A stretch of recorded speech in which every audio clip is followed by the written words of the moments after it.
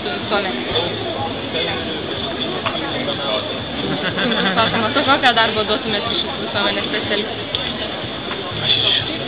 Informacijos rinkimas, bendravimas su klientais, sakykim, su visuomenė, informacijos rinkimas. O kokią darbą duotumės ryšių su visuomenės specialistų savo įmonė? Virt kavą? Ne. O kažką panašaus? Ką žinote apie ryšius su visuomenė? Tai ką žinome, sunkus klausimas. Ryšiai su visuomenė tai yra reklama, ar ne? Tai va, kaip ir paroda, kaip ir savotiški ryšiai su visuomenė, aš manyčiau, ar ne? Ką žinote apie ryšius su visuomenė? Kas yra ryšiai su visuomenė? O, čia, šiaip tai atrodo, žinokit, labai yra paprasta. Ryšių su visuomenė dėka, tai kaip pasiekėm ir savo žinomumą ir perteikėm kažkokią žinią apie save. O nuo mūsų jau priklauso kokia buvo.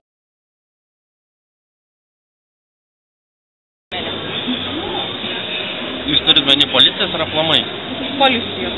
Policijos. Tai nuolatinis, sakykime, kontaktas su žmonėm, nuolatinis kontaktas su žiniasklaida, kaip tokias dvi pagrindinės priemonės. Nes, kaip, sakykime, išeiti visuomenę, sakykime, vienas iš būdų yra, aišku, bendravimas, sakykime, su žiniasklaida, teikimas kažkokios informacijos, visokių pranešimų rašymas, visokių akcijų darimas, sakykime. Pristatymas, vienu savo organizacijos, kaip ir, sakykime, kaip ir verslininkai pristatinėja savo organizaciją, siūlo, sakykime, kažkokį tai produktą pirkti. Tai policija savo organizaciją pristatinėja, sakykime, ir rodo juos, sakykime, tas gerasias pusės. Aišku, blogiųjų pusė irgi neįmanoma nuslėpti, sakykime, nuo visuomenės ir tas nesistengiama jokių būdų slėpti.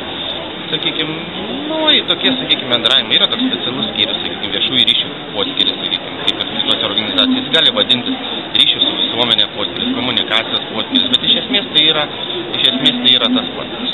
Na, va, per mumis, sakykime, pasiekė žmonės tokia informacija, kas mes tokie esame, sakykime. Aišku, visokius gaminame, sakykime, visokius lankstinukus save pristatinėjom, gaminame visokius vaizdo klipus, sakykime, apie policiją. Ne apie policiją, sakykime, bet taip, kaip, sakykime, žmonėm reikėtų elgtis, kai jie nepapultų į kažkokią tai bėdą, sakykime.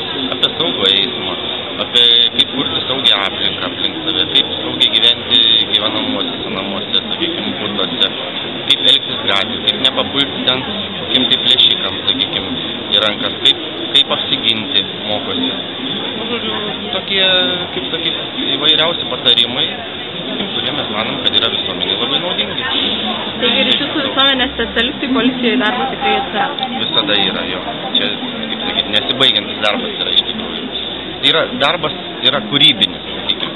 Nėra niekur tokių griežtų taisyklių, kaip, sakykime, turėtume elgtis. Nes situacija gali keistis, sakykime, kiekvieną dieną vis kitaip. Gali, sakykime, papulti policijai kažkokią tai kritinę situaciją, kada, sakykime, reikia iš tos kritinės situacijos rodyti, kaip, sakykime, išeiti.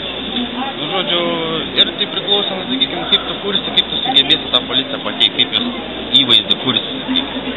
Tai darbas labai toks kūrybingas, sakykime, iš tikrųjų. Ir sudėtingas, nes niekur nėra taisyklių tokių surašyta, kaip turėsi.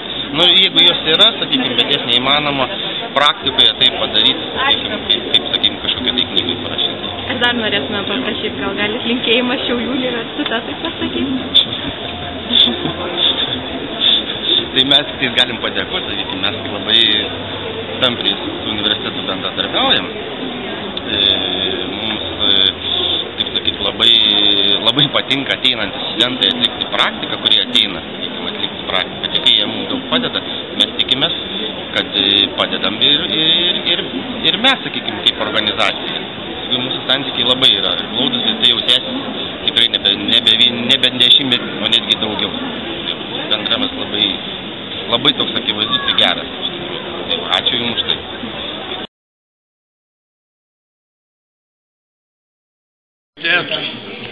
Sėkmės, kai baigė, kad įdarbėtumėt jūs.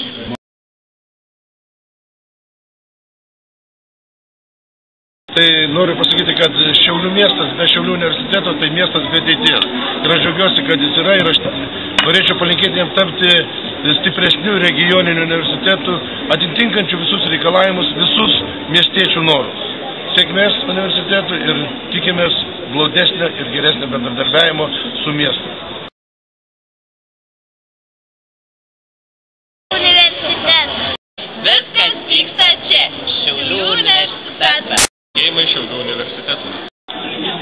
Mums patinka humanitarinis fakultetas.